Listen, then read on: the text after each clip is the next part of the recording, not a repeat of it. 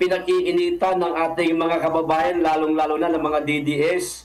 Walang iba, mga partner, kundi itong si Vice Ganda. Nabalitaan niyo na ba, mga partner? Ano ang, kung nakita niyo na, kung napanood niyo na, kung alam niyo na ang buong istorya, ano ba ang inyong maikokomento dyan, mga partner?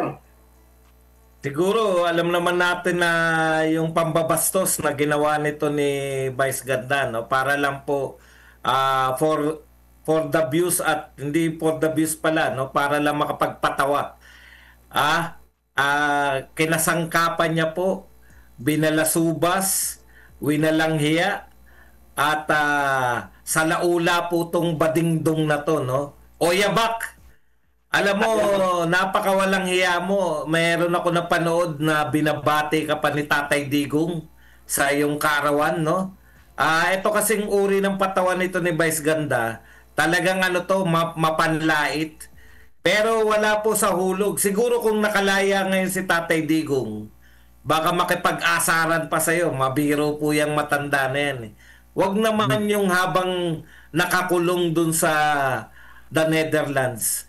Habang nababalitaan namin na yung kalusugan niya ay palala at papayat ng papayat, no? Para insultuhin mo na para sa mga DDS meron kang jet ski biyaheng ICC, walang ano po yan, walang katumbas na kawalang hiyaan.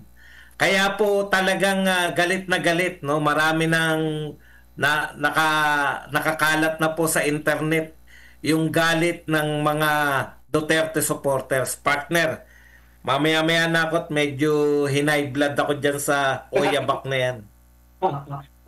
Partner Bisdak?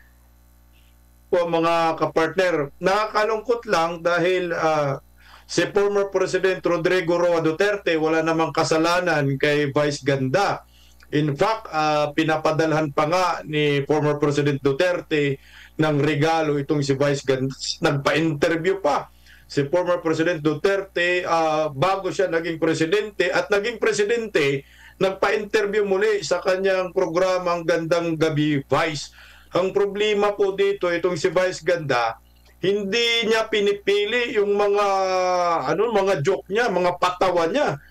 Napaka-insensitive ng naturang komedyante sa kanyang mga binibitawang mga punchline diyan sa kanyang concert, di ba? 2 gabi pala ito, tinira si former President Duterte nung August 9. Ang puntaryan yan ay tayo, kasi malinaw naman yung kanyang sinasabi na yung jet ski daw, biyaheng papuntang Dahig, ay para lang yan sa mga Duterte diehard supporters at hindi at exempted. Ano pa nga yun? Prohibited ang sabi niya sa mga Pinklawan at mga Marcos supporter. Para sa akin, hindi po magandang biro iyon sa isang senior citizen.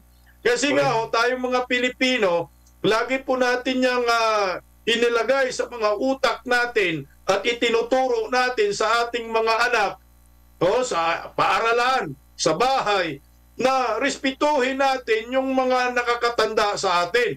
Meron pa nga dyan, nagmamano tayo dahil nga tayo ay Pilipino. Anak ko, nagmamano sa mga nakakatanda. Tayo, yun ang turo sa ating mga magulang.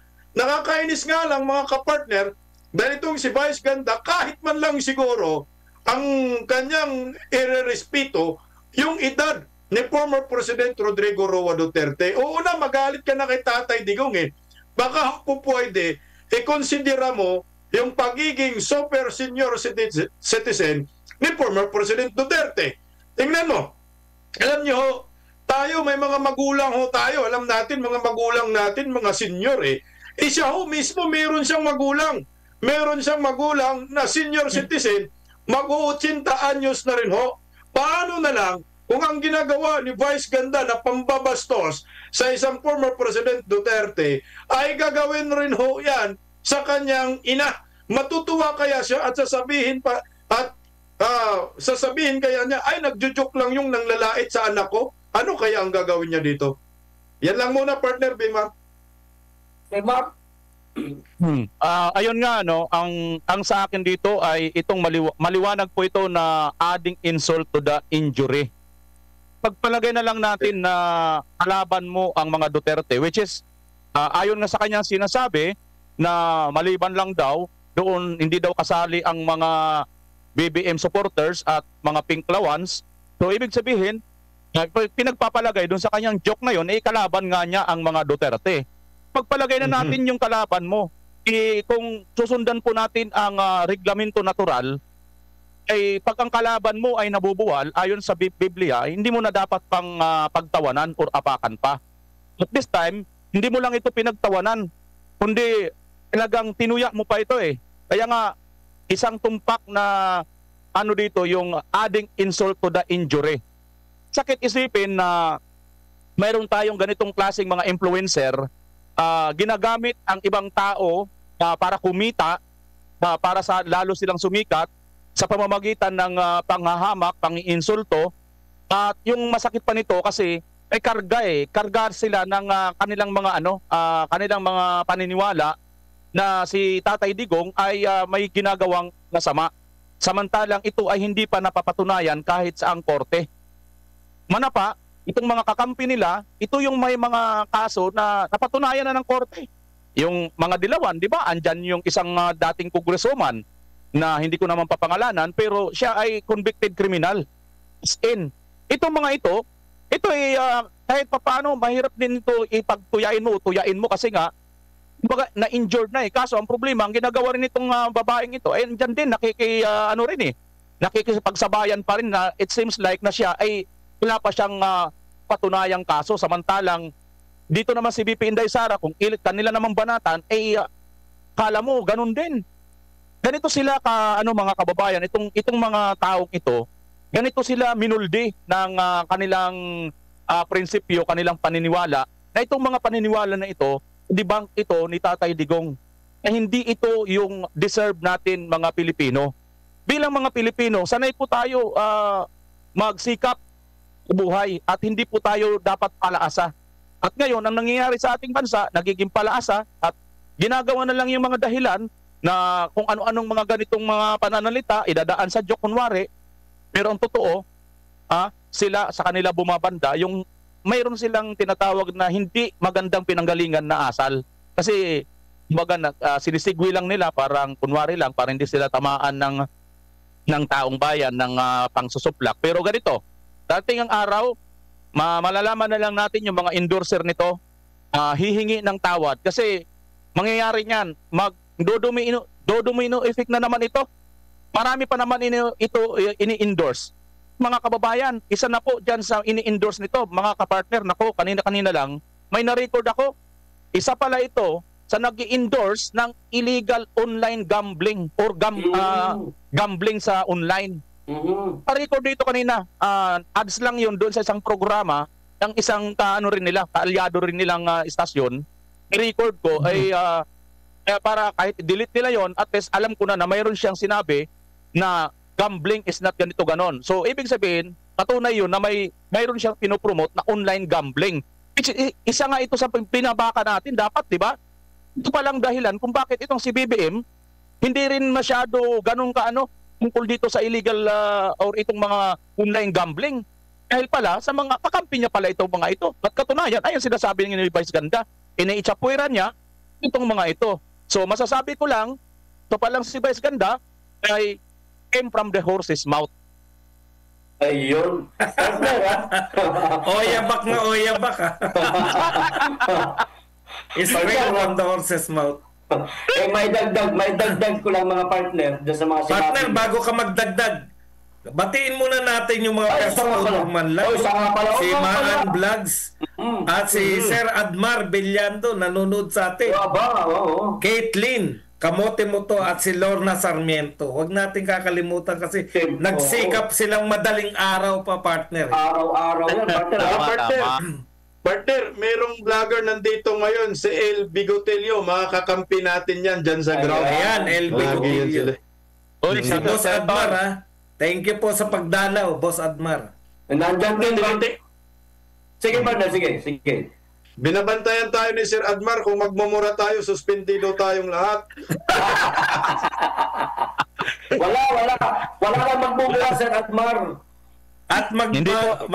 magsasabi ng mga kabastusan. Si Bimar lang yan, Sir Admar, si Bimar. Wala po rito palamura. Palamahal lang po. Nagmamahal lang po kami rito. Oy, partner, meron pa kayo nakalimutan batiin. Ako, magdadagdag ako ng babatiin ko. Ayan si Duquesa 2.0, si Mirna Magno, Shirley Sato, Janet Rucci, Orlando Bautista Jr., at saka si Ningning Javier Gaton. Ayan, magandang hapon, tanghali sa inyong lahat. May batiin pa May kayo, birthday, mga partner. partner. May birthday, Shirley Sato. Happy birthday, nandito Oy, ngayon. happy birthday! Happy birthday, Shirley. Yeah. Ayan. Oy, happy birthday, Shirley. Nawala si Bimar. Bimar, nandiyan ka pa ba? Ay, nandiyan Dito pa. ako. Yan, okay. Partner, okay na, magdadagdag na tayo. Ang may dadagdag ko doon sa mga, maraming salamat sa napag-aagang hanap buhay kaagad natin, partner, si Tigas Daulan. Maraming salamat po. Okay, partner, tuloy tayo sa komento natin tungkol dyan sa mga pinagsasabi ni Vice Ganda. Ang masasabi ko lang, partner, etong mga ginagawa ni Vice Ganda sa dating Pangulong Rodrigo Roa Duterte, napakatanda na, alam niyang marami nasaktan dahil sa nangyari sa dating Pangulo na bigla-bigla na lang dinala sa dahig. Ngayon, papasaringan niya, minamak niya pa, mga partner. Lumalabas lang, partner, dito sa mga pag-uugaling pinapakita nitong si Vice Ganda na para bagang hindi siya napangaralan ng maayos ng kanyang magulang. Maliban sa mga pangangantsaw at batikos na nararanasan niya ngayon, maaaring naiisip din ng ating mga kababayan na itong si Vice Ganda kulang sa pangaral sa magulang, mga partner. Yan lang ang may kukomento ko dyan. Baka meron pa tayong kaunti na lang, no? Alam mo, iniisip ko nga, bakit galit na galit ko to kay Tatay Digong? Ito kaya ay drogista? Igalaw akong tanong. Ito kaya ay may nagbabayad pa rito sa tao na to? Kasi para ka magalit, no? Hindi ko maintindihan kung normal ka lang na, at saka ikatlo, yun na rin siguro, no? Dala na rin siguro ng kasikatan niya. Alam niyo yung mga sikat, masyadong napunta sa ulo nila, no? Yung kanilang kasikatan. Nakakala nila habang buhay, no? Kasi alam niyo, pag naroon ka sa pinakataas, ang iniisip mo, untouchable ka eh. Alam mo, Vice Ganda, marami ng artista, no? Kamakailan lang, tumakbo pa ng senador eh. Yung katulad mo rin, na galing din sa nunsyo, na nung pangalanan na natin, partner, si Kuya Will, di ba? Nung panahon ni Kuya Will, wala pong makakapag-isip na si Kuya Will ay mawawala po sa noontime show, ganun, no? Sa spotlight. Talaga, wala talaga. Yun, ang dami pa natulungan nun, Vice Ganda. Napakarami pang natulungan nun. Tsaka, hindi nyo ba napapansin, ito lang si Vice Ganda, ang superstar na talagang sobra-sobrang kinita. Pero, hindi, yung mga reporter, yung mga showbiz reporter, katulad ni Nanay Christy Permin. Hello, Nanay Christy. Showbiz muna kami ngayon. Alam nyo, siya lang po yung yung hindi mapuri ng mga showbiz reporter eh. Hanggang ngayon, samantalang yung mga sinundan niya ng mga superstar na komedyante katulad ni Dolphy, nila Fernando po Jr. na talagang ang bawat pag men ini-interview ka, lahat ng sinasabi pagtulong. Vice Ganda, yun kaya ang gawin mo, no? Yung i-share your blessings, hindi yung panay banat mo sa mga totoong mga taong nakatulong. Hindi namin maisip. Yun lang talaga naisip ko, is either bayaran ka or drogista ka, kaya kagalit kay Tatay Digong.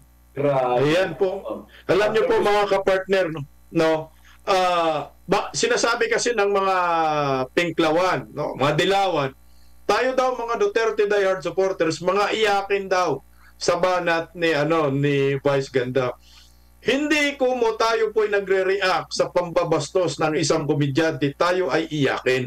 Pinapahalagan pa rin po natin yung magandang asal at yung tamang pagbitaw ng mga biro, lalo na po ang inyong binibiro ay isang former President Duterte na nakaranas ngayon ng paghihirap diyan sa Dahig, Netherlands, na detained nang walang kasalanan eh. Okay lang ho sana kung ang binibiro ho ninyo, ginagawa ninyong pulutan diyan sa inyong Divas Divas concert o Devil concert, no? Yung hindi nakaranas ngayon ng pang-aapi. Okay ho sana kung si Bongbong Marcos ang inyong talagang binibira. Pero binibira rin si Bongbong, partner. Binibira si Bongbong Marcos, mas matindi po nga yung banat nila Vice Ganda, dama yung dalawang komedyante doon. Kasi talagang ginagaya nila si Bongbong Marcos na ngumingiwi. Partner, ano yung isang doon, yung isang komedyante na parang kamukha rin ni Bongbong Marcos eh. Yun din yung gupit. Nung nilapitan ni Vice Ganda doon sa audience, nung pinagsalita, talagang binanggit, or Mr. President, nandito ka.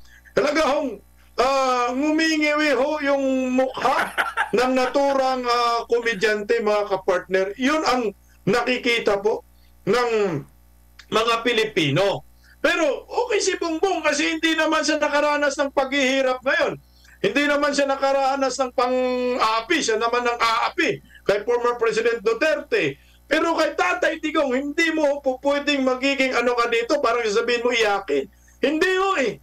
Dapat magiging sensitive po tayo sa ating binibitawang salita dahil nga tayong maraming mga Pilipino nananawagan tayo, bring PRRT home. Bakit po tayo nananawagan? Dahil nga, si Tatay Digong ay Pilipino. Si Tatay Digong ay kinidnap ng gobyernong ito, pinadala sa dahig ng walang due process. Tayo ay nananawagan, marami diyang nasasaktan. Mga OFW, nagsiiyakan. Mga OFW, hindi na nga nakatulog, hindi na nga makatrabaho ng maayos dahil sa nangyayari kay former President Duterte. Ngayon, dinagdagan mo yung sakit na naranasan ng mga Pilipino, lalo na mga OFW. Sa tingin ko, partner, itong si Vice Ganda, hindi na yan kaya mag-concert sa ibang bansa, lalo na po dyan sa Dubai. Nabalitaan natin. Nagbitaw rin siya ng hindi maganda laban sa mga Duterte diehard supporter kay Tatay Digong. Kaya nakansila di umano ang kanyang concert dyan sa Dubai. Nagagalit ang mga OFW sa kanya. Binoykot siya. So ngayon nadagdagan niya, ano yung mukha mong ipapakita sa mga Pilipino? Tandaan niyo po tayong mga Pilipino, nagkaroon na ngayon tayo ng hati-hati. Nagkaroon na tayo ng division bawat isa dahil sa sobra-sobrang pamumulitika ng mga kalaban ng mga Duterte. Siyempre tayo, nandito tayo sa Pirata Aguila. Tayo ay naturingan mga Duterte diehard supporters. Saan ba kami kakampi? Alam nga naman kakampi kami kay Pinklawan, kakampi kami sa mga Pulawan. Siyempre nandito kami kay Tatay Digong. Ito yung pagkahati-hati po ng mga Pilipino na lalong dinagdagan ng isang komedyanteng bastos na hindi alam ang kanyang ginagawa. Sa tingin nyo ba, itong si Vice Ganda, pag pumunta sa ibang bansa, hindi ito ibabas? Baka mabato-pato ng tinapay na nakalagay sa garapon. Partner.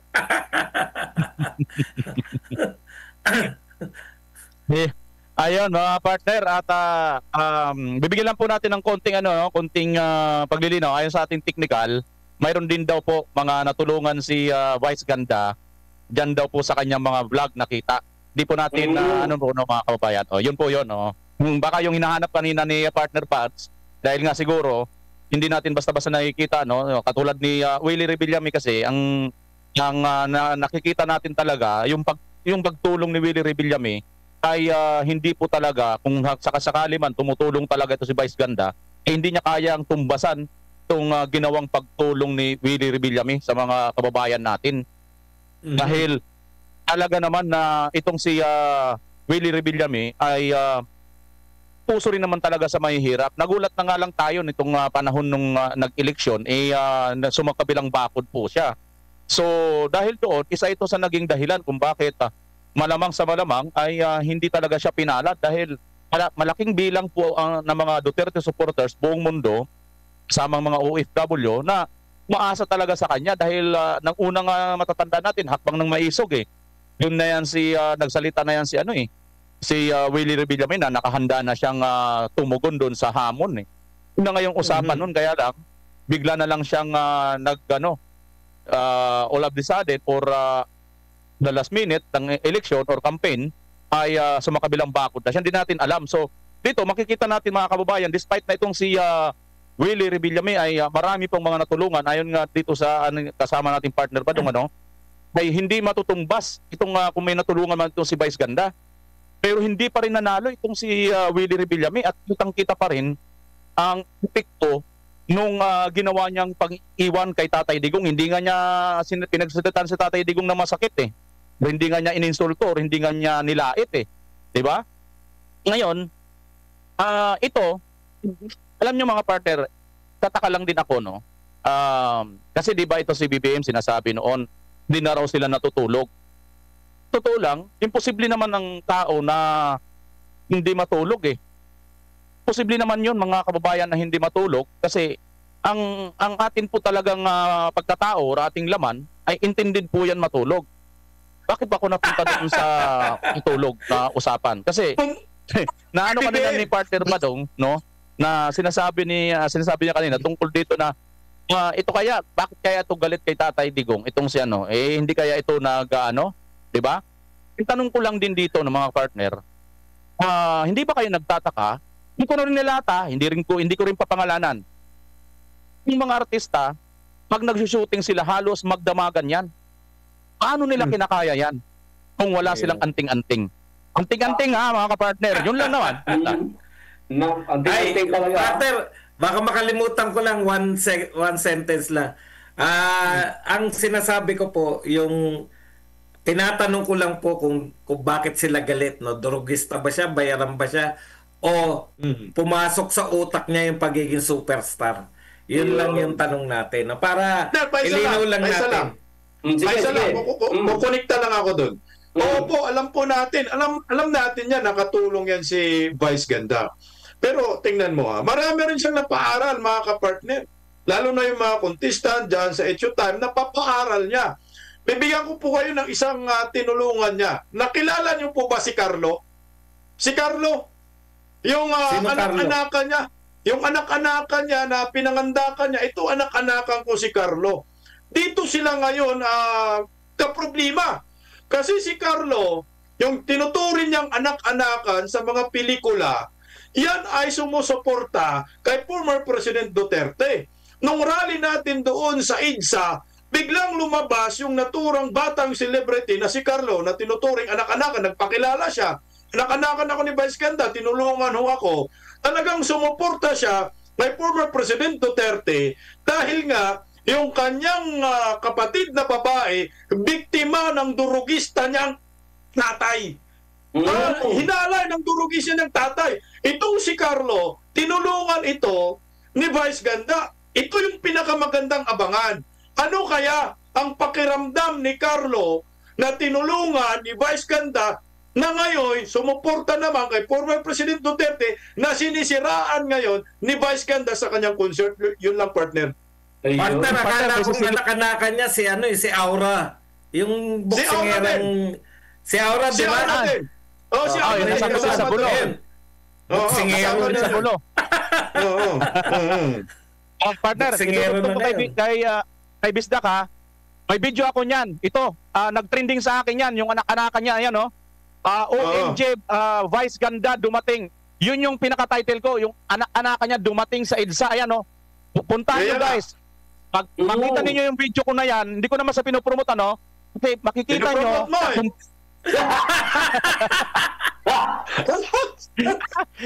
Hindi, para may reference na tayo. Ate, nandito naman. Ikaw pala yung sinasabi na vlogger na na clickbait. Wala naman si Vice Ganda. Anak pala ni Vice Ganda dumating. Yun ay nakasulat, nakaano dito eh. Ayun OMG, Vice Ganda dumating sa EDSA ang alaga. Ayun. Alaga pala. Nakita agad yun. Ayan tinago yung ang alaga, maliit. Niliitan yung letra, partner.